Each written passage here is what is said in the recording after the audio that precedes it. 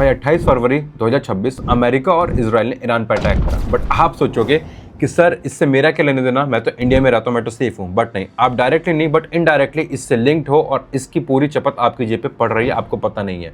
क्योंकि FIS ने 2.2 लाख करोड़ इस लड़ाई के बाद में इंडिया से निकाले हैं एंड हमारी RBI का फॉरेन रिजर्व $37 बिलियन गिर चुका है। अब आप सोचोगे सर इससे भी मेरा क्या मतलब, इससे आपका मतलब ये है कि डॉलर के मुकाबले रुपया वीक हुआ है और 97 तक गिर चुका है। और जितना महंगा हमारे लिए डॉलर होगा उतना ही महंगा हमारे लिए इंपोर्ट होगा और उतने ही ज़्यादा आपको चीज़ें खरीदने के लिए पैसा देना पड़ेगा। मतलब आपकी सेविंग्स, आपकी इनकम उतनी ही रहेगी बट आपके खर्चे ओवर पीरियड ऑफ टाइम बढ़ जाएंगे, जिसका पूरा इम्पैक्ट आपके पोर्टफोलियो पे आएगा। चाहे आपने स्टॉक्स में इन्वेस्ट कराओ, म्यूचुअल फंड में, SIP में, गोल्ड में, कहीं भी कराओ, सब कुछ विद टाइम कम होने वाला है। कैपिटल भी आपका कम हो जाएगा, गेन की बात आप छोड़ दो। बट इस वीडियो में मैं आपको बताऊंगा कैसे आपको उसे डाइवर्सिफाई करना है, उससे कैसे बचना है और क्या सही टाइम है स्टॉक मार्केट में इन्वेस्ट करने का। सो इस चीज़ को समझने के लिए आज से 3 महीने पीछे चलते हैं, फरवरी में, जब अमेरिका और इजराइल ने ईरान पर अटैक करा। जैसे अटैक हुआ, ईरान ने स्ट्रेट ऑफ हॉर्मज़ बंद कर दिया। स्ट्रेट ऑफ हॉर्मज़ से 20% ग्लोबल सप्लाई होता है क्रूड ऑयल का, और एज अ रिजल्ट जैसे स्ट्रेट ऑफ हॉर्मज़ बंद हुआ, क्रूड ऑयल का प्राइस $70 से बढ़कर $120 को क्रॉस कर चुका। मतलब 80% का जंप विद इन 1 मंथ। आप सोचो क्रूड ऑयल पे पूरी दुनिया कितनी ज़्यादा डिपेंडेंट है कि उसका प्राइस 80% बढ़ गया। $70 वाली चीज़ $120 पे भी लोग ले रहे थे, और अभी जब मैं वीडियो बना रहा हूँ इस टाइम पे ऑलमोस्ट $95 to $100 के आसपास क्रूड ऑयल का प्राइस चल रहा है। अब ऐसे में इंडिया भी इसका भोगी है, क्योंकि इंडिया का more than 80% crude oil import होता है। और एज अ रिजल्ट जब हमें महंगा क्रूड ऑयल इंपोर्ट करना पड़ा, $70 वाला क्रूड ऑयल $100, $110, $120 पे क्रूड ऑयल इंपोर्ट करना पड़ा, हमारा फॉरेन रिजर्व खाली हुआ। फॉरेन रिजर्व खाली हुआ मतलब जो रुपया फरवरी में 85, 87 के आसपास था, आज वही रुपया जून में 97 के आसपास भी चल रहा है। मतलब 10 से 12% का लॉस डॉलर के मुकाबले रुपये की वैल्यू। अब ऐसे में इस लॉस को कंपेंसेट करने के लिए FIS ने स्टॉक मार्केट से एग्जिट ले लिया। क्यों? लेट्स सपोज FIS ने, किसी अमेरिकन इन्वेस्टर ने $100 फरवरी में अगर इंडिया में डाले, इंडियन स्टॉक मार्केट में डालने के लिए उसने $100 डाले हैं, तो $100 का उसे इंडिया में मिलेगा 8500 रुपीज़। अब 8500 रुपीज़ उसे मिले, उसने अभी इन्वेस्ट नहीं करा, भूल जाओ भी कैपिटल गेन उसे मिला या नहीं मिला। 8500 रुपीज़ अगर वो आज जून में वापस अपने डॉलर्स में कन्वर्ट करता है तो उसे $100 नहीं मिलेंगे, उसे लगभग $90 के आसपास मिलेंगे। अब उसने बैठे बिठाए अपना कैपिटल का 10% का लॉस लिया है। भूल जाओ गेन तो उसने लिया ही नहीं है, जस्ट जो उसने इन्वेस्ट करा था उसे वो भी नहीं मिला, वो भी उसे 10% लॉस में मिला है। तो एज अ रिजल्ट हर कोई अपना पैसा इंडियन मार्केट से निकाल रहा है। तो FIS सारे एग्जिट कर रहे हैं। एज अ रिजल्ट रुपये डिप्रिशिएट हो रहा है और इंडिया की इकॉनमी कम हो रही है, GDP कम हो रही है और इंडिया कहीं ना कहीं धीरे धीरे रिसेशन की तरफ जा रहा है। अब जब FIS एग्जिट कर रहे हैं, स्टॉक मार्केट नीचे जा रहा है। अब आपने चाहे म्यूचुअल फंड में पैसा लगाओ, SIP में लगाओ या स्टॉक्स में लगाओ, हर किसी की वैल्यू कम हो रही है, हर किसी का पोर्टफोलियो रेड में है। तो ऐसे में आपको क्या करना है वो अभी आपको इस वीडियो में आगे बताता हूँ। बट मेक श्योर उससे पहले आपने इस चैनल को अब तक सब्सक्राइब कर लिया और बेल आइकन प्रेस कर दिया, क्योंकि इस चैनल पे आपको मिलेंगे सारी अपडेट सबसे पहले। सो वापस आते हैं टॉपिक पे। And based on public data, FIS ने इंडियन स्टॉक मार्केट से पिछले 4 महीने में 2.2 लाख करोड़ निकाले हैं और पिछले पूरे 1 साल में 12 महीने में 1.6 लाख करोड़ निकाले थे। आप ये सोचो जितना पैसा 1 साल के 12 महीने में निकला था उससे 1.5 गुना पैसा सिर्फ 4 महीने में निकला है। तो बाकी 8 महीने में कितना निकलेगा, और अगर सारा ही पैसा निकल जाएगा तो स्टॉक मार्केट कहाँ जाएगा मुझे बताने की जरूरत नहीं है। एंड ये अभी तक का हाईएस्ट है पिछले दशक में, और यहीं से होती है असली कहानी स्टार्ट। क्योंकि FIS मेनली पैसा लगाते हैं लार्ज कैप में, जो कि निफ्टी 50 के अंदर आते हैं, जैसे ICICI बैंक, HDFC बैंक या फिर रिलायंस इंडस्ट्रीज, और इन सब में से सबसे पहले पैसा निकलता है। एंड दैट्स द रीज़न कि लास्ट क्वार्टर में रिजल्ट्स अच्छे आए, इन्फ्लेशन कंट्रोल में था, GDP भी सही थी, तब भी स्टॉक मार्केट नीचे जा रहा है, जस्ट बिकॉज FIS एग्जिट कर रहे हैं, पैसा अपना निकाल रहे हैं। और इसी रीज़न से आपकी SIP और म्यूचुअल फंड भी प्रेशर में आ गए हैं। अगर आपने SIP में, म्यूचुअल फंड में कहीं भी इन्वेस्ट कर रखा है तो आपके रिटर्न या तो कम हो रहे होंगे या फिर सेम लेवल पे कांस्टेंट रह गए होंगे, क्योंकि हर कोई पैसा निकाल रहा है, तो रिटर्न कहाँ से मिलेगा। अगर आप पिछले 4 महीने का, 5 महीने का, 2026 का पूरा डेटा देखोगे तो हर पोर्टफोलियो में, हर म्यूचुअल फंड पोर्टफोलियो में NAV की वैल्यू डाउन हो रही है over a period of time, and that's the reason.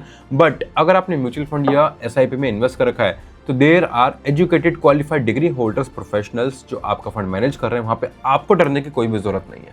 But अगर आप डायरेक्टली स्टॉक्स में ट्रेड करते हो, डायरेक्टली आपने स्टॉक्स में इन्वेस्ट कर रखा है, तो आपको वहाँ पे थोड़ा सा ध्यान रखने की ज़रूरत है कि आपको क्या, कैसे, कब करना, जो मैं अभी इस वीडियो में आगे बताने वाला हूँ।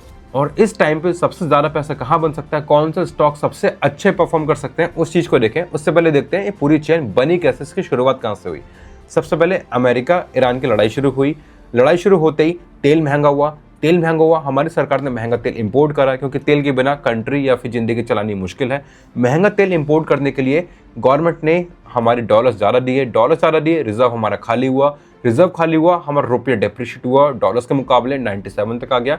रुपया डेप्रिशिएट हुआ, FIs एग्जिट कर गए, FIs एग्जिट कर गए, स्टॉक मार्केट नीचे आ गया। सिंपल एज दैट, सब कुछ एक दूसरे से इंटरलिंक्ड है। आप सोचोगे सर मेरा इससे क्या लेने देना, बट आपका बहुत बड़ा लेने देना है, डायरेक्टली नहीं इनडायरेक्टली। अब ऐसे में जब हमारे FIs एग्जिट कर गए तो यहाँ पे बहुत सारे स्टॉक्स नीचे गए, बट कुछ स्टॉक्स ऐसे भी हैं जो इस टाइम पे अच्छे हैं और अभी भी आने वाले टाइम में अच्छा रिटर्न दे सकते हैं। अब उसके बारे में बात करते हैं।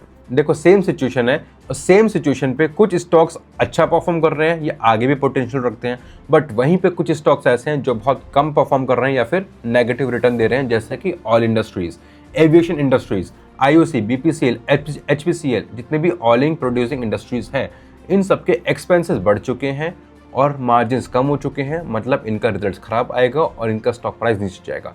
And that's not only for oil, that's same for LPG as well, for other by product of crude oil, जो कि WTI या फिर ब्रेंट क्रूड ऑयल होता है। Same is for aviation industry. जब तेल महंगा है तो प्लेन नहीं उड़ पाएगा सस्ते में, सस्ती टिकट्स नहीं मिल पाएंगी, महंगे टिकट्स लोग लेंगे नहीं, तो अल्टीमेटली एविएशन इंडस्ट्री भी लॉस पे जाएगी, तो उनके स्टॉक प्राइस भी नीचे जाएंगे। एज अ रिजल्ट कुछ एयरलाइंस ने इंटरनेशनल फ्लाइट्स बंद ही कर दी, जैसे आई गेस इंडिगो या फिर एयर इंडिया ने।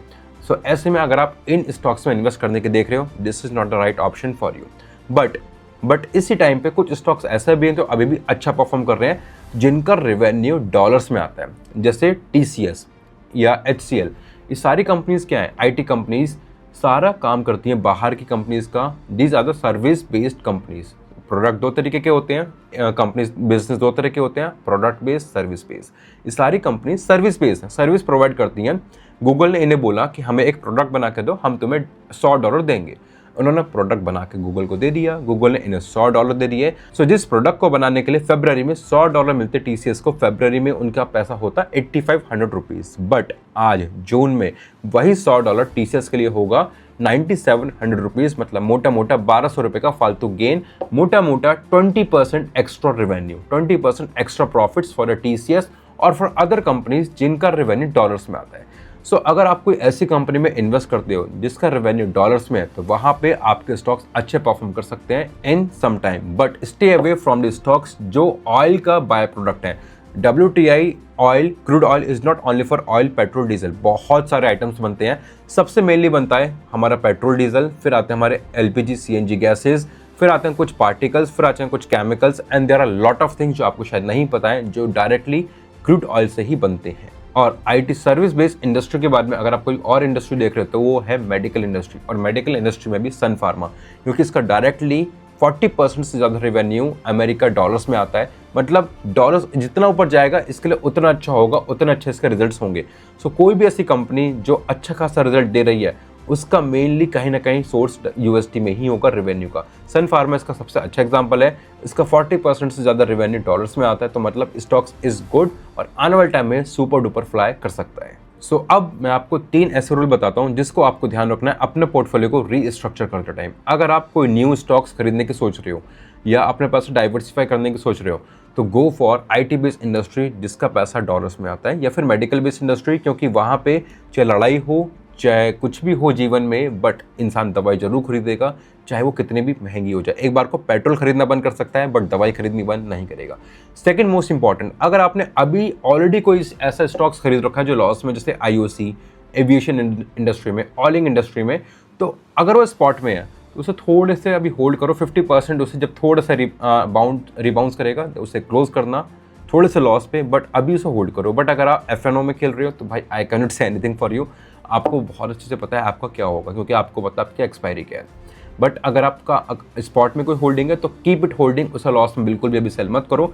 थोड़ा सा रिबाउंस हो जाए 5 to 10% का, उसके बाद आप उसमें थोड़ा सा 50% पार्शियल पोजीशंस क्लोज कर सकते हो। Rest wait for some time, चाहे नीचे जाए ऊपर जाए, क्योंकि वहाँ पे आपने लॉन्ग टर्म के लिए होल्ड कर लिया, ये सोच के उसे आप रख लेना। थर्ड एंड मोस्ट इंपॉर्टेंट, अगर आप म्यूचुअल फंड में कर रहे हो तो लम सम बिल्कुल भी मत करना, एसआईपी में करना, क्योंकि लम सम में अगर आपने अभी कर दिया ये सोच के कि सब स्टॉक्स नीचे है मैं अभी पैसा लगा लेता हूँ, तो यू नेवर नो कि क्या पता स्टॉक्स इससे भी और नीचे आ जाए।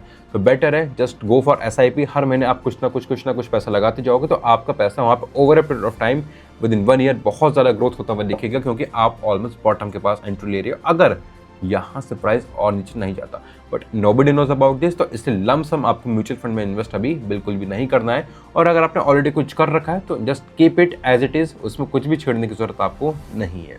रेस्ट आपका फेवरेट सेक्टर या स्टॉक्स कौन सा है मुझे नीचे कमेंट करके बताओ, या अगर आपको कुछ स्पेसिफिक स्टॉक्स के बारे में डिटेल एनालिसिस चाहिए या आपको कुछ और सीखना है तो नीचे कमेंट करके बताओ। I will try to make detail video on that. And video पसंद आई तो भाई लाइक करके सब्सक्राइब करके बेल आइकन जरूर प्रेस कर लेना और अपने दोस्त के साथ शेयर करो। उससे बताओ कि किस सेक्टर पे इन्वेस्ट करते पे सबसे ज़्यादा प्रॉफिट मिल सकता है इस टाइम, इस क्राइसिस पे। और अगर आपको लग रहा है कि नेगोशिएशन हो चुका है, अमेरिका ईरान का दोबारा लड़ाई नहीं होगी, तो you are on the wrong page. दोबारा लड़ाई होने के पूरे चांसेस हैं, और लड़ाई हो या ना हो रिसेशन आना तय है।